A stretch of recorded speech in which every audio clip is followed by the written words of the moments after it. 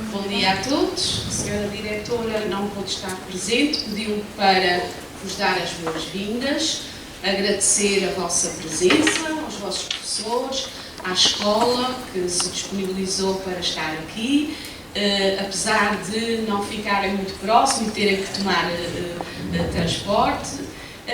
Queria também dizer que é uma grande honra ter aqui a professora Irene Flusser Pimentel, agradecer ao Dr. Carlos Bessa por ter-se disponibilizado para conduzir esta sessão.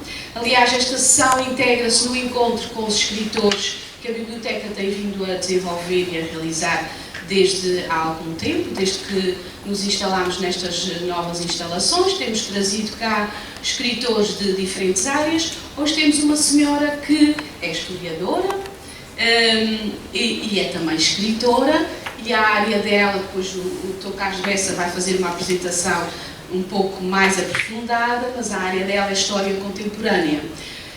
Não é todos os dias que nós temos a possibilidade de ter cá uma historiadora, uma escritora, portanto, aproveitem, façam-lhe perguntas, não se inibam de o fazer e a sessão, portanto, vai começar e passo a palavra ao Dr. Carlos Bessa. Obrigado. Eu vou falar, conseguem-me ouvir? Sim? Muito bom dia. Muito obrigado, Dr. Graça. É uma honra para mim estar aqui hoje convosco e com a doutora Pimentel, e é para mim uma honra porque a doutora Pimentel tem estudado e tem se dedicado a uma parte da história que é muito, muito importante, e é tão importante quanto, não sei se vocês costumam ver notícias no Face ou noutras plataformas, de vez em quando há uma série de questões, de vez em quando fala-se do Presidente do Brasil. Sabem quem é o Presidente do Brasil? Alguém sabe aqui, pode colocar celular e dizer? O Bolsonaro, exatamente. De vez em quando fala-se do Bolsonaro, fala-se do nazismo, fala-se que ele é meio nazi, ou que é isto ou que é aquilo, fala-se do Trump e diz a mesma coisa. Sabem quem é o Trump? Pronto. E então, a doutora Irene Pimentel estudou uma parte da nossa história que está relacionada com um período um bocado escuro, negro, e negro porque houve muita gente a ser morta, não morta propriamente porque andam na guerra, mas morta por outras razões. Ora bem, a doutora Irene Pimentel é doutora com as letras todas. O que é que isto significa? Significa que ela fez os anos todos da escola e depois foi para a faculdade, fez uma licenciatura, depois disso fez mais uns anos de estudo e fez um mestrado, e depois preparou uma investigação e fez um doutoramento. E depois disso, um pós-doutoramento. Portanto, tem a vida desta senhora que eu tenho aqui ao meu lado é investigar, é estudar, é ajudar-nos, ao fim e ao cabo, a percebermos quem é que nós somos. E então, ela doutorou-se em História Institucional e Política Contemporânea por uma faculdade, que é a Faculdade de Ciências Sociais e Humanas da Universidade Nova de Lisboa. Nova porque antes, no período antes do 25 de Abril, já havia a universidade, e depois do 25 de Abril criou-se uma nova universidade. Tenho estudado particularmente uma época da nossa história que é o Estado Novo. Vocês já ouviram falar todos do Estado Novo? Sim? Não? Sim. Depois de 1933, ou a partir de 1933, no século passado, começou uma coisa em Portugal chamada Estado Novo. Vocês sabem que é um Estado? Quem é que me sabe dizer assim muito brevemente o que é um Estado? Alguém? Às vezes diz, o Estado isto, o Estado aquilo, alguém sabe o que é? Não? Quando se fala de Estado, somos nós todos, não é? As instituições, ou seja, o Governo, as Assembleias da República, os Ministérios, as direções disto e daquilo, e depois nós. não é? O Estado é toda a gente, certo? Já ouviram falar em impostos? Sim, pronto. Os impostos servem para alimentar o Estado é um cabo para... Nós podemos ter estradas, hospitais, escolas, por aí fora. Pronto. Continuando, então, a doutora Pimentel estudou o Estado Novo, o período da Segunda Guerra Mundial e a situação das mulheres e da polícia política durante a ditadura de Salazar. Ditadura é um termo que vos é familiar, certo? Vocês já ouviram falar. Ditadura é quando a gente não pode fazer aquilo que... não tem liberdade, não é? De escolher aquilo que quer, pretende. Ora, de Salazar e depois do homem que sucedeu a Salazar, Marcelo Caetano. Tem uma vasta obra, tem muitos livros publicados no campo da história contemporânea. Em 2007 recebeu tem vários prémios, mas em 2007 recebeu um importante prémio nacional, que é o prémio Fernando Pessoa, ou prémio Pessoa, atribuído a pessoas que se destacam nas diferentes áreas. Na área da história, na área da arquitetura, na área da medicina, etc. Portanto, o doutor recebeu em 2007, já há alguns anos, este importante prémio, portanto, como um reconhecimento de todo o trabalho, se ela me permite, pioneiro, que tem desenvolvido sobre esta área do Estado. Coordenou até 2012 um importante projeto Justiça Política na Transição para a Democracia em Portugal. Isto é muito importante porque qualquer um de nós está sujeito, numa situação qualquer da sua vida, a ter que se confrontar com a justiça. A justiça começa na polícia e acaba nos tribunais, não é? E percebermos como é que isto funciona e as razões por que isto funciona de uma determinada maneira é muito importante. Portanto, e o trabalho da doutora Irene Pimentel ajuda-nos a percebermos isso. E, por último, desta minha apresentação, além de vou-vos dizer já o conjunto de obras que publicou, gostava de dizer que a doutora Irene Pimentel, ao contrário de muitos de nós, fez o seu curso universitário já numa idade em que já estava em plena posse das suas faculdades, já era crescidinha. Nós normalmente chegamos à faculdade muito novinhos, com 18 anos, 19, por aí, e a doutora Irene Pimentel foi para a universidade já com mais idade. Aliás, a doutora Irene Pimentel é uma mulher muito do nosso tempo, mas avant la lettre, isto é, ela é filha de uma senhora suíça e de um pai português, não é assim? E, portanto, sempre foi um pouco falante, sempre foi bilingue, não é? Sempre falou duas línguas, português e francês. E já vos disse que tenho duas gatas em casa, não tinha dito para não, também é um pormenor importante. Ora, quanto às obras que publicou, eu vou-vos dizer isto por ordem de publicação, publicou um livro da história das organizações femininas do Estado Novo, portanto, o papel das mulheres no Estado Novo. Os judeus em Portugal durante a Segunda Guerra Mundial. Não sei se vocês sabem, nós aqui em Angra temos um cemitério judaico. Portanto, e vocês também, durante as vossas aulas de História, também já devem ter ouvido falar dos judeus. A História da PIDE, que foi publicada em 2007. A Mocidade Portuguesa Feminina, que no tempo do Salazar, todos os meninos que andavam nas escolas eram obrigados a pertencer à mocidade feminina, portanto, usar uma farda.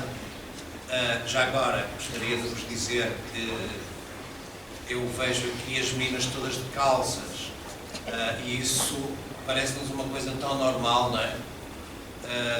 E vocês sabem que as primeiras mulheres a usarem calças sofreram consequências às vezes desagradáveis, não é? algumas se calhar até foram presas. Pronto, e no tempo do Estado Novo as meninas tinham que andar de uniforme e tinham que andar de saias, por exemplo. Não é? Exatamente, são estas pequenas... Aliás, há um bocado estava a falar dos judeus em Portugal durante a Segunda Guerra Mundial, e está a obra. Depois, publicou também no ano de 2007, em parceria com a autoria, As Vítimas de Salazar. Publicou a biografia de um inspetor da PIDE no ano seguinte, 2008. Depois deslocou-se um bocado disto tudo, para se dedicar a um cantor português que é Zeca Afonso, que é o homem que, ou é a canção que foi usada no 25 de Abril pelos militares como uma senha para comunicarem e dizerem que o golpe estava em marcha e que estava tudo a correr bem. Depois voltou às questões da história mais dura de tribunais políticos, também com a autoria no ano 2009. Depois deslocou-se um bocado para um outro setor, que foi a Igreja e o papel do Cardeal Cerejeira, também nesta época do Estado Novo. Depois publicou em 2011, cada um no seu lugar. Eu peço desculpa, alguns livros devem estar aqui. Esse não está. Pronto. Mas talvez seja melhor para não vos maçar mais. Tem aqui a biografia do inspetor da PIDE, portanto, um daqueles homens que fazia aquelas perguntas agradáveis às pessoas, não é? Vocês sabem que nos regimes de ditadura se torturam pessoas, certo? E agora, já agora uma pergunta. Estas pessoas que torturam as pessoas, como é que são? São diferentes de nós? São parecidas connosco?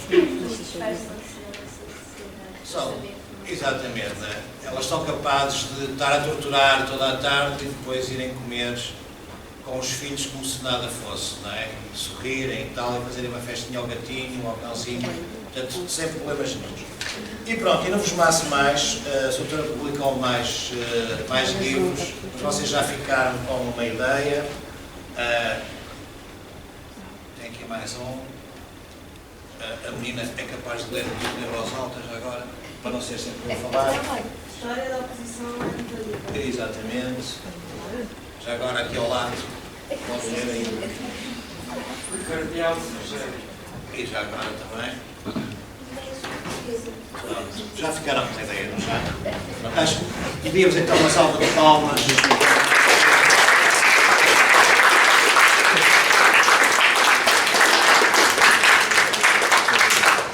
Muito bom dia a todos e a todas. Muito obrigada. Muito obrigada à Vila Roberta por este convite para poder vir a esta maravilhosa cidade que eu visitei ontem, que tem aliás um museu, espero que já tenham ido, ou se não foram ainda, aconselho a ir, que é aqui o Museu da Cidade, que é muito interessante porque fica-se com uma noção, também pela imagem, que é muito importante nos museus, sobre o que é que foi a história desta cidade e o contexto em Portugal.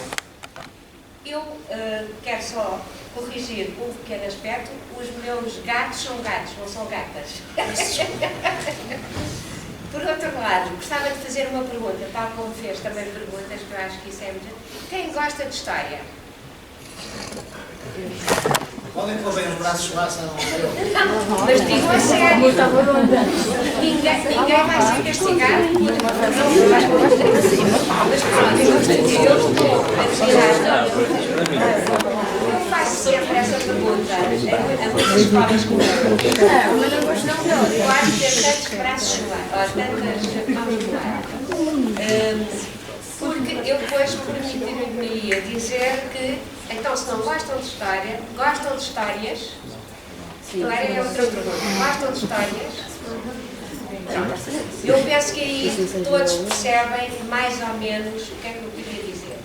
Porque a história, que é aquela coisa que às vezes temos de emprenhar ou temos que decorar, no meu tempo, eu, por exemplo, me lembro que nós tínhamos que decorar todas os reis, os cognomes dos reis, e às vezes não percebemos muito bem em que época é que eles viviam.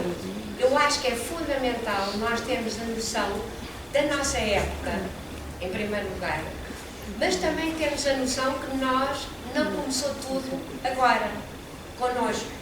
Ou seja, vocês provavelmente nasceram, não imagino, sei lá, nos anos 90, não é? E o mundo não começou nessa altura. Já havia um mundo anterior, um passado, e ao fim e ao cabo a história é a disciplina que estuda esse passado humano. Portanto, aí difere-se, por exemplo, da geologia, difere-se da biologia, porque estuda os seres humanos e a sua ação no passado. Eu gostaria já agora de dar uma pequena autobiografia, já que falou também nela. E é verdade, eu comecei a estudar, tirei a licenciatura, já tinha 30 anos. Porquê? Porque tirei outras licenciaturas, mas deixei sempre a meio, e no período em que eu vivi, no contexto em que eu vivi, que era um contexto de ditadura, evidentemente havia pessoas que resistiram a essa ditadura. E eu também resolvi fazer política e lutar contra essa ditadura. E com isso deixei um pouco os estudos. Nos anos 70, aos 30 anos, disse não, eu sempre gostei de História, vou agora estudar um pouco mais à séria esta disciplina do qual eu tanto gosto. E que tem muito a ver com os professores, não é? Nós todos sabemos, e a forma como ela é dada. Eu tive um professor ótimo, no Liceu Francês, por isso é que eu também sou bilingue, porque fiz todo o curso no Liceu Francês, e por acaso tive um professor muito bom de História, era um jovem, e que me, fascinou-me a forma como ele a contava. Portanto, isto é muito, termos sempre a questão, a ideia que a história é a história dos seres humanos, da sua ação, das mulheres e dos homens. E porquê é que eu fui para a História Contemporânea? Eu até vos vou dizer que eu gostava muito do Egito Antigo, também. E gostava muito do século XVIII, porque é aquele século da Revolução Francesa, é o século também dos grandes enciclopedistas, do iluminismo, das ideias universalistas, que eu acho que são fundamentais, ainda hoje. Portanto, foram lá que elas nasceram todas. Da razão, portanto, do triunfo ao fim e ao cabo da razão, evidentemente com exageros, porque nós não somos só razão, somos também sentimentos. E isso é que é um grande avanço. Nós podemos ir aproveitar na história, não só fazendo escolhas do que preferimos, mas também acumular o que foi sendo acumulável durante todo este tempo. Eu pensei, pronto, gosto muito do Egito Antigo. Este ano fui outra vez, voltei ao Egito Antigo, quando eu posso volto sempre. As pirâmides, já estudaram isso tudo isso. Mas depois percebi que gostava muito mais de perceber, ao fim e ao cabo, o meu mundo mais recente. E aí fui para a História Contemporânea. Atenção, eu não faço a história de mim própria, não faço a minha autobiografia, e normalmente também não vou investigar pessoas que me são próximas ou familiares. Ou, por exemplo, partidos nos quais eu podia ter estado, que não estive em muitos, mas podia ter estado. Portanto, eu acho que tem de se ter ao mesmo tempo uma certa distância e uma certa proximidade. E é neste jogo que se consegue investigar. E também com intuição, com interpretação e baseado sempre, é a grande diferença com a ficção, eu não vou inventar personagens. Eu não vou inventar factos. Eu não vou dizer, por exemplo, que o 25 de abril de 1974 se passou em 1922. Não vou. Vou dizer, este facto é um facto, agora vou tentar interpretar porque é que ele ocorreu, de que forma é que ele ocorreu, para falarmos, por exemplo, do 25 de abril, e de que forma é que ele ainda nos marca o nosso presente atual. Porque nós somos todos filhos de alguma coisa.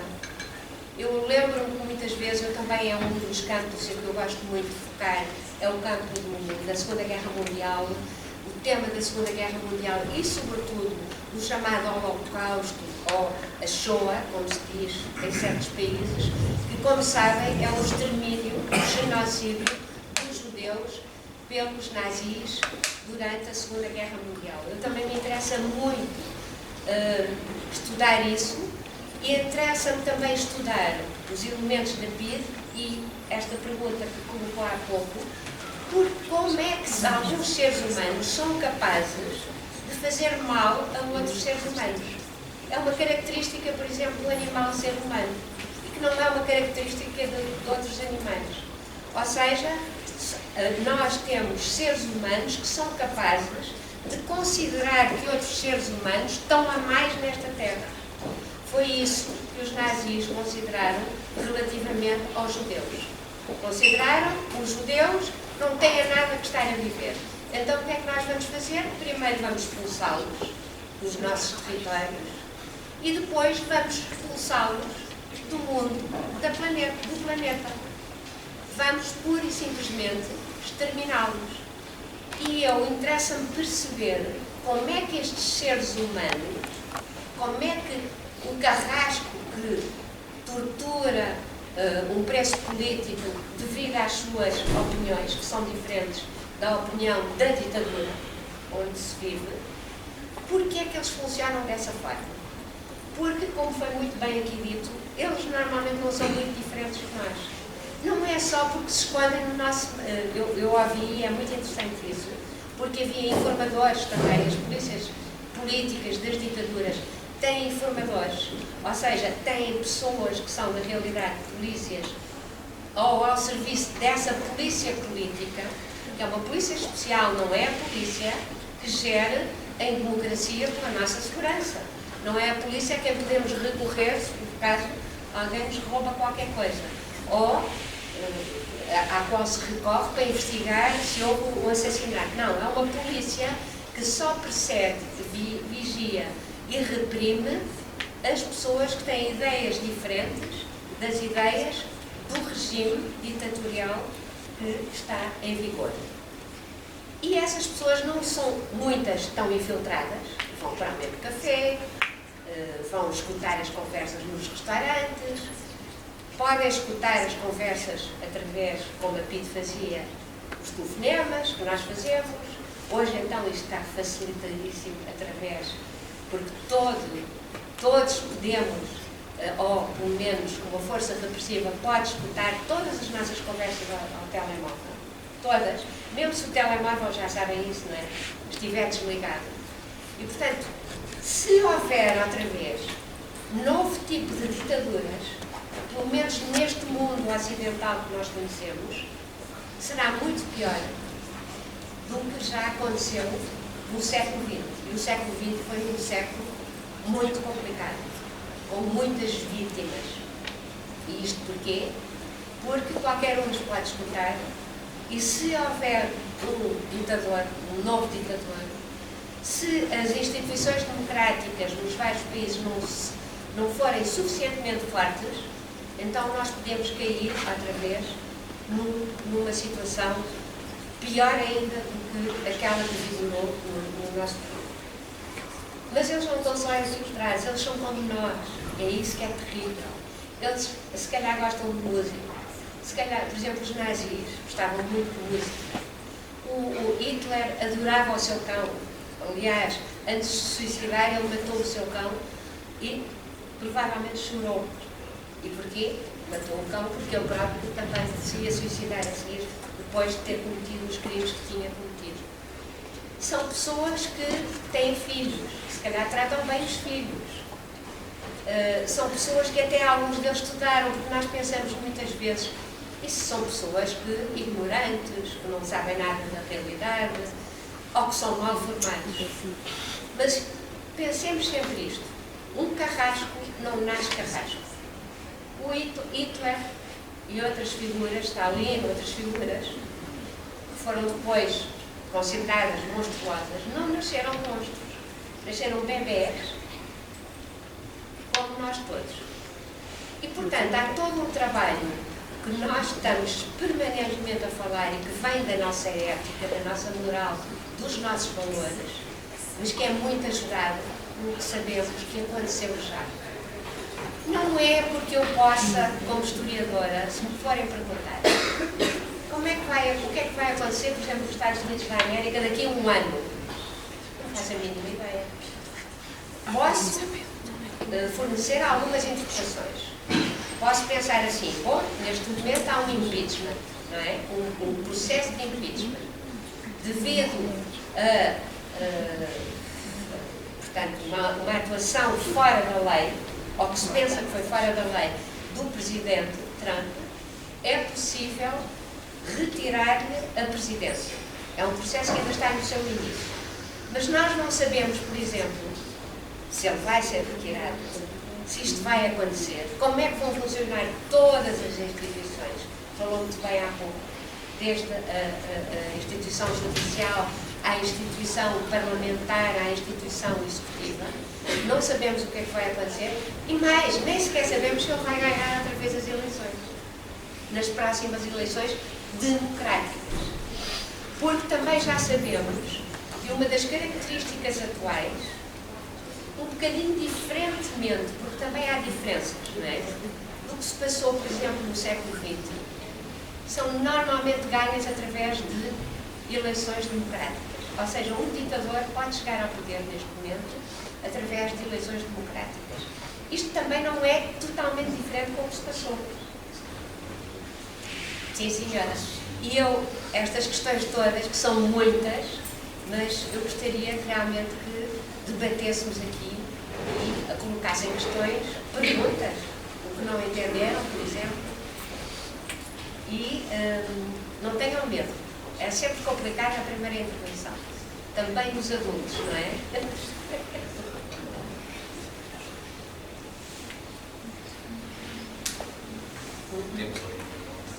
Já temos conhecimento do que está a Salazar, tipo, da vida anterior, antes dele subir, antes dele colocar? Eu penso que o salazarismo e Salazar, assim como o nazismo e as ditaduras, já foram muito estudadas. Evidentemente, encontrar-se-á sempre alguns aspectos que ainda não foram investigadas.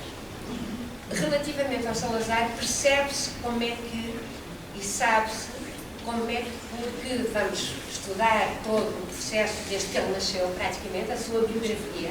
É muito importante as figuras importantes, por más ou boas razões, saber a sua formação, em que tipo de sociedade ele viveu, em que tipo de família nasceu, aonde, em que sítio, a sua formação escolar, liceal e mesmo universitária, no caso de Salazar, e depois toda a sua, como é que ele, ao fim e ao cabo, subiu ao poder.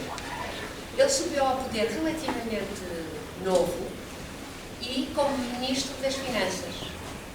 Ou seja, vocês todos sabem que houve uma Primeira República Portuguesa a partir de 1910. Portugal é uma república desde 1910. Em 1926 houve um golpe de Estado militar que instaurou uma ditadura militar com militares e uma das figuras que essa ditadura, ou esses governos da ditadura militar convidou para a pasta das finanças foi justamente António de Oliveira Salazar. Ele foi convidado logo em 26, mas esteve muito pouco tempo, e depois, normalmente, em 1928. E a partir de 1928 há toda uma ascensão política que ele vai fazer, que é muito interessante, porque é ainda durante a ditadura militar, ele vai hegemonizando, percebem a palavra hegemonizar? Ou seja, a sua pasta das finanças vai ter uma importância fundamental nos próprios governos da ditadura militar. E podemos dizer que em 1930, 31, praticamente, ele já hegemonizou os governos da ditadura militar, embora ainda sejam militares. A tal ponto que em 1932 ele é nomeado pelo Presidente da República, que era o general Carmona, depois mais tarde da Chão e convida-o para ele chefiar o seu primeiro governo, em 1932. Ele não só faz um novo governo civil, ao fim e ao cabo que é o primeiro civil, já não é militar, vai buscar também os militares, mas depois também podemos falar que os militares têm sempre importância no século XX português, muito importante, desde logo o tal golpe de 28 de maio de 1926 e 25 de abril de 1974, que é diferente. E a partir de 1933, como foi aqui dito, ele não só passa a chefiar o poder e o governo, como institui um novo tipo de regime, que foi aqui falado também, que se chamou o Estado Novo. Aliás, a palavra Estado Novo e a nomenclatura era do próprio Salazar, porque na altura era um período em que houve muitas ditaduras em vários países da Europa, de tipo novo, a primeira das quais foi, na Itália, a ditadura fascista de Mussolini, chamava-se mesmo fascista, a partir de 1922. O próprio nacionalsocialismo alemão, ou nazismo, também em 1933, já existia como partido, mas em 1933 chega ao poder. E estes regimes todos têm a característica de se dizerem novos, são de novo tipo. E, de certa forma, são de novo tipo. Porque, em geral, utilizam a tecnologia, por exemplo, que havia já na época, que não é a tecnologia atual, mas, por exemplo, a rádio, para fazer propaganda. Não havia televisão, mas os grandes comícios, com muitas pessoas, com coreografia, com pessoas fardadas, com discursos programados, e todos eles têm características próprias. O fascismo italiano tem a sua característica, o nazismo a sua, o salazarismo, e não é por acaso que se chama salazarismo, porque Salazar alcunhou um novo tipo de regime, de facto, e foi um ditador, e que durou o tempo que durou, portanto, até 1968, e ele também disse, isto é um novo tipo de regime. Só que era, de facto, também um regime conservador e com um cunho reacionário, mais do que, por exemplo, o fascismo italiano. Teve uma relação mais próxima com a Igreja Católica do que, por exemplo, o nacional-socialismo alemão. Mas, sim, não quero agora também, porque eu tenho a tendência para falar muito, mas tem toda a razão, já se percebe como é que determinadas figuras se transformam depois no que ficaram conhecidos ao longo da história. No caso dele, eu não vou aqui dizer que ele tinha uma tendência ditatorial, porque isso não sei. Agora, não há dúvida que foi um ditador e que nós sabemos como é que ele nasceu. Ele foi nomeado pelo Presidente da República. Aliás, é muito curioso, já agora vou dizer este aspecto. A Constituição de 1933, que é a Constituição que substituiu a Republicana de 1911 e foi substituída pela Constituição Democrática de 1976, essa Constituição tinha aspectos muito interessantes. Por exemplo, dizia que o Primeiro-Ministro ou o Presidente do Conselho, como se chamava, era sempre nomeado pelo Presidente da República. Isto até é parecido com alguns governos ou alguns regimes democráticos. Portanto, foi Carmona já que nomeou Salazar, e Salazar depois teve a preocupação de ir buscar sempre presidentes da República que ele pudesse controlar. Já ouviram falar de Humberto Delgado e das eleições de 1958? E isto assustou muito Salazar. Porquê? Porque as eleições presidenciais existiam sempre e as pessoas podiam votar. E, quando fazem a pergunta ao general Humberto Delgado, que era um opositor ao candidato de Salazar, fazem a pergunta: o que é que o senhor faz a Salazar, enquanto Presidente da República? E ele diz: obviamente demito. Ele podia fazer, segundo a Constituição de 1933. Por isso, a partir dessas eleições, em Portugal, deixa-se de eleger por sufrágio universal, que nunca era universal, porque nem toda a gente podia votar. Os analfabetos, que eram muitos, não podiam votar. As mulheres analfabetas, que eram muitíssimas, não podiam votar. E depois também, se calhar, era interessante falar sobre a situação das mulheres. Era muito diferente e eu penso que foi das grandes revoluções que acompanharam o 25 de abril de 1974. Além da autonomia, estamos aqui num sítio em que foi fundamental, além de dar força às autarquias, mas em termos humanos talvez seja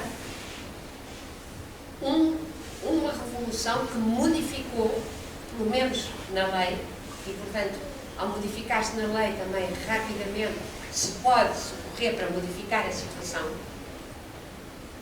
de uma igualdade entre homens e mulheres. Não sei se sabem que antes do 25 de abril, o Código da Família dizia: num casamento, os cônjuges não têm o mesmo tipo de igualdade. O homem, o marido, é sempre o chefe da família.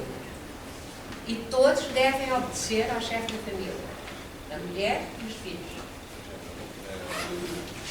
A propósito disto, por exemplo, se uma mulher quisesse viajar, podia fazê-lo?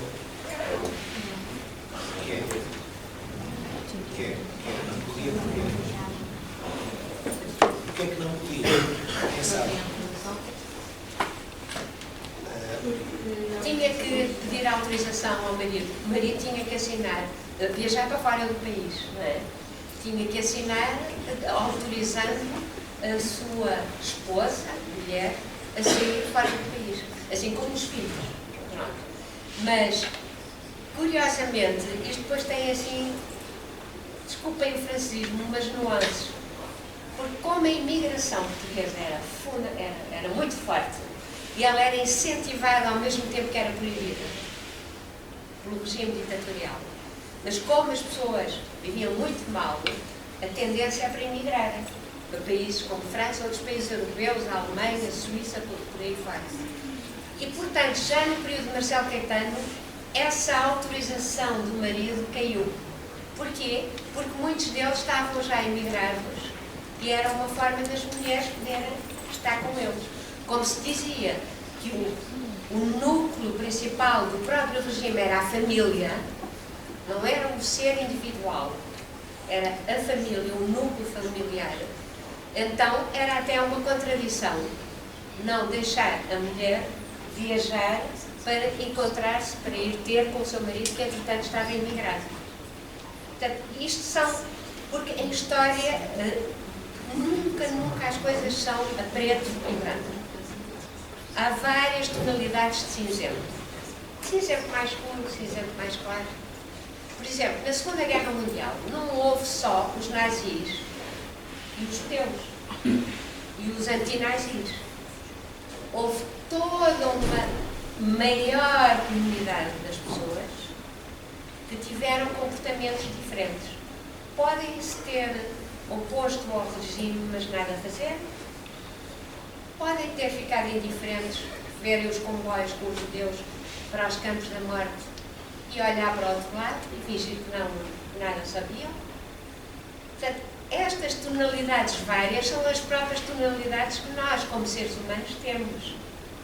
Porque isto tudo está relacionado. Nós, todos os dias, se calhar, temos de nos confrontar com o que é que eu vou fazer nesta situação. Por exemplo, num café, há alguém que está a dizer, desculpem o termo, mas eu agora vou ser mesmo chocante, olha, o preto, vai-te embora. Vai-te embora porque nós não te queremos aqui. E outros que estejam presentes, se calhar têm que dizer, fazer qualquer coisa. Para que isto não aconteça e para que não se avolume este tipo de comportamento. Que é, por exemplo, o racismo, que é uma coisa, todos nós somos antirracistas, mas se calhar temos que atuar na própria realidade.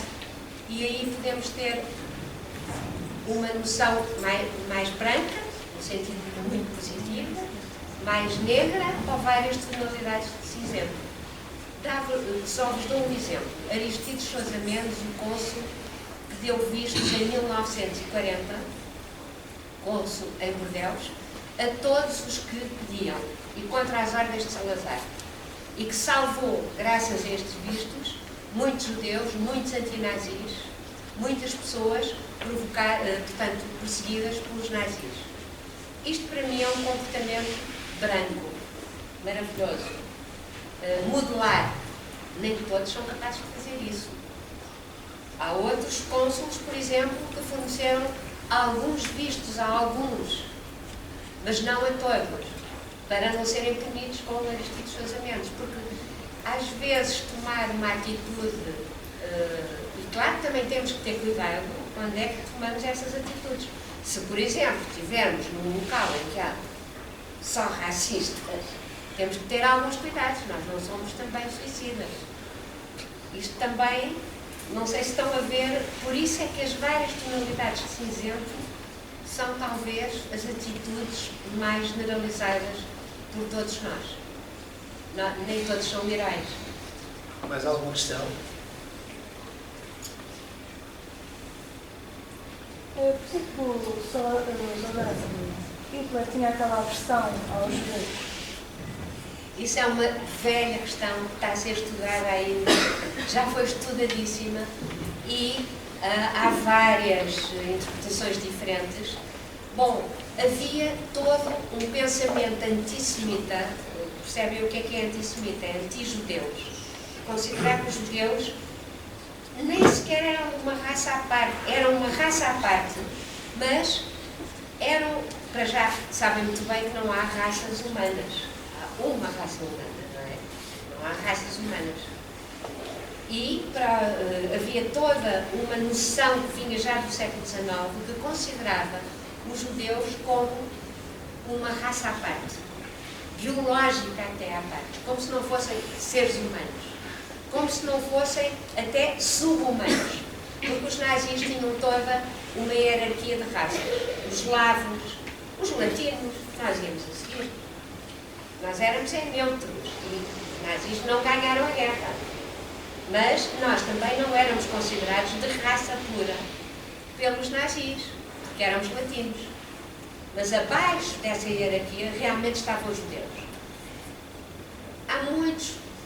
Há interpretações, por exemplo, sobre ele próprio, a sua própria vivência, quando esteve na Primeira Guerra Mundial e apanhou com gases, que a dada altura teve um médico judeu.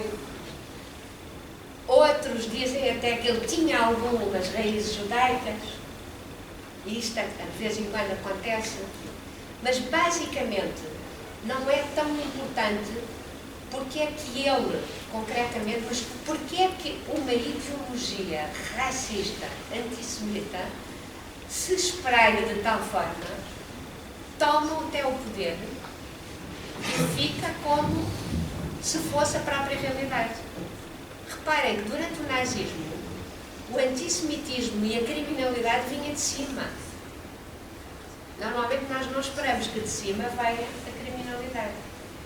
E, portanto, todos nós temos que pensar e pensarmos, mas o que ele está a fazer é correto. Expulsar os judeus que sempre estiveram aqui do nosso território, isto é correto. Foi a primeira fase. Discriminá-los porque eram judeus e não podiam ser, portanto, funcionários públicos. Depois foram corridos de tudo que era faculdade, dos próprios liceus, do próprio espaço público.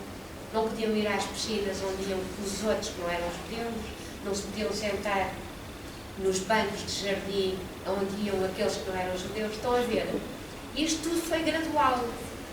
E muitas pessoas que até podiam não ser racistas na Alemanha nazi foram deixando que isto acontecesse. Até que finalmente foi o extermínio. Mas a resposta é que, desde o século, bom, o antissemitismo é muito típico, já existe há muitos anos, desde o período, portanto, o período feudal, da Idade Média. Enfim, exatamente. Depois, em Portugal, por exemplo, o antissemitismo foi muito virulento no período da Inquisição, em que, em Portugal, se expulsou tudo o que era judeu, ou então foram obrigados a converterem-se ao catolicismo. Aquela coisa que muitos de nós dizemos que somos todos judeus ou muçulmanos, os Pereiras, aqueles que têm Pimentel, por exemplo, isto é tudo normalmente cristãos novos que foram buscar novos nomes não judaicos para escaparem, portanto, à perseguição da Inquisição no século XVI e XVII. As expulsões, as mortes de judeus só por serem judeus, isto sempre existiu e até tinha um cunho religioso, porque havia muito aquela noção que o judeu, Cristo tinha, que era um judeu, não é? Mas depois tinha traído e que depois os judeus o tinham morto e, portanto, há aqui toda uma multividência anti-judaica que sempre existiu. Eles foram colocados em guetos, muitas vezes pela sua própria proteção, mas também para serem retirados do espaço público. E a partir do século XIX há, de facto, um novo tipo de antissemitismo, que é o que a Hannah Arendt, que é uma filósofa, chama de antissemitismo moderno, que se torna racial, que começa a identificar os judeus não pela sua religião ou cultura, mas pelo que se dizia a sua raça. Mas é uma questão muito complexa, não se pode responder em 3 tempos. Mais alguma questão? Lá atrás, aqueles 2 jovens querem colocar alguma questão? Não, obrigado. Sim? Não. Vem para o fundo, os que estão mais escondidos, querem colocar alguma questão? Não há mais perguntas? Mais nenhuma? Vejam lá. Sabem tudo. É uma forma de ler a aula. Eu não sei nada. E cada vez sei mais do que sei muito pouco. Mas eu só espero é que a história se tenha tornado ainda mais acessível do que já era. E nós todos somos formados pela história. Todos nós temos avós, bisavós. Nascemos aqui neste espaço, ou noutro, numa determinada família com mais dinheiro ou com menos dinheiro. Portanto, somos todos moldados pela própria história. E para percebermos o que somos, também temos que perceber a história em geral e a história em particular.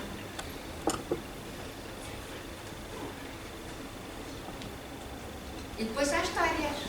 É muito interessante. O Aristides Sousa Mendes não é uma história fabulosa. Porque um belo dia tem filas de pessoas a quererem vistos para passar por Portugal para saírem para o Atlântico. Ele não pode dar.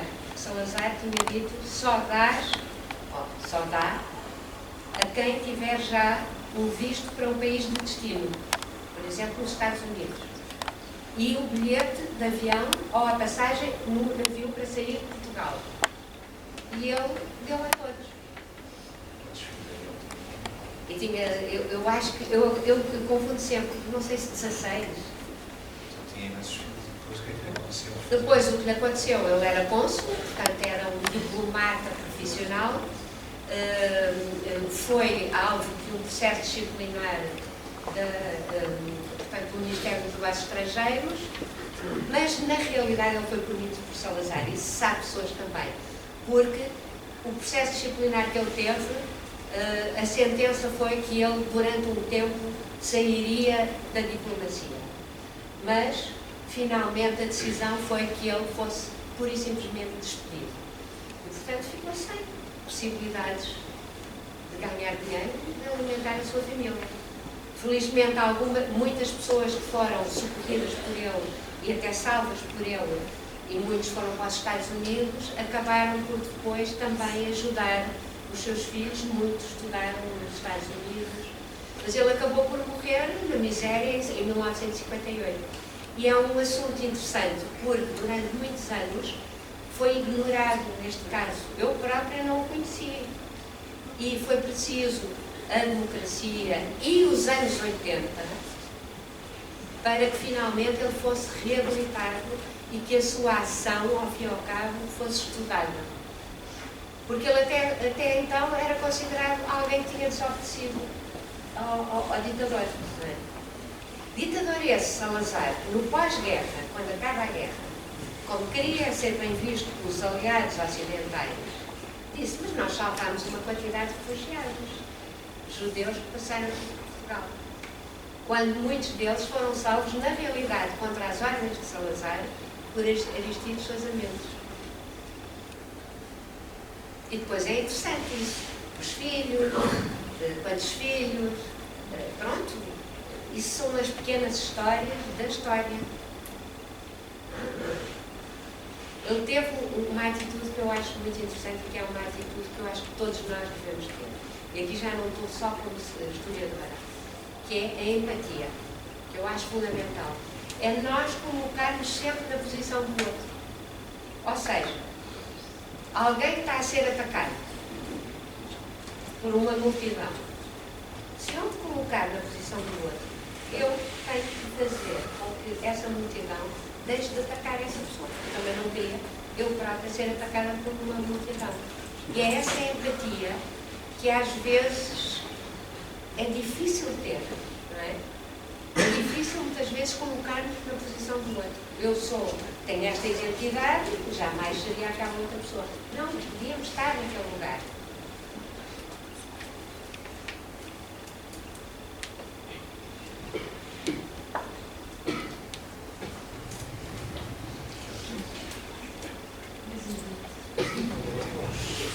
Temos ainda? Bem, se não há mais questões, eu proponho que pelo menos deem agora uma valente salva de palmas